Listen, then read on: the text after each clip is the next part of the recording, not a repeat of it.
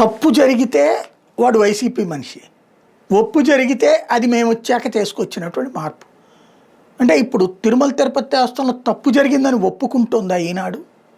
మొన్న భూమన ఒక press conference పెట్టి ఏదైతే అవినీతి జరుగుతూ ఉంది శ్రీవాణిలో 8:58 నేను బుక్ చేసుకుని రిజిస్టర్ చేసుకుంటే 8:59కి టిక్ చేస్తే ఎర్రర్ వచ్చింది. మళ్ళీ చెక్ చేసేటప్పటికి 9 గంటలు 1 నిమిషం అయింది. ఈలోపు టికెట్లన్నీ అయిపోయినాయి, 800 టికెట్లు.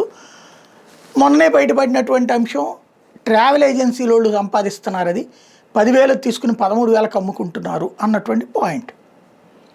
ఆ సందర్భంగా అక్కడ ఉన్నటువంటి టెక్నికల్ హెడ్ చాలా దుర్మార్గాలు చేస్తున్నాడు, అతను వాళ్ళతో కుమ్మక్కయ్యాడు, పాత సాఫ్ట్వేర్తో చేస్తున్నారని. అదంతా తప్పని ఖండించింది టీటీడీ. అంతా సిస్టమేటిక్గా జరుగుతుంది. కానీ ఈనాడు ఏమంటోంది, తిరుమల తిరుపతి దేవస్థానం ఐటీ విభాగం జనరల్ మేనేజరు వాస్తవానికి వైసీపీ సోషల్ మీడియా కార్యకర్తే మురళీ సందీప్ రెడ్డి. అప్పట్లో అతను ఒక్కడే ఇంటర్వ్యూ చేసి ఆ పోస్ట్లో పెట్టారు. అతను ఇంకా కొనసాగుతున్నాడు కొత్త వాళ్ళని ఎంపిక చేయకపోవడం వల్ల అని చెప్తుంది. అదే నిజమైతే భువన కరుణాకర్ రెడ్డి అతన్ని నెత్తిన పెట్టుకుంటాడు, కానీ ఐటీ విభాగాన్ని తీసేయమండ కదా.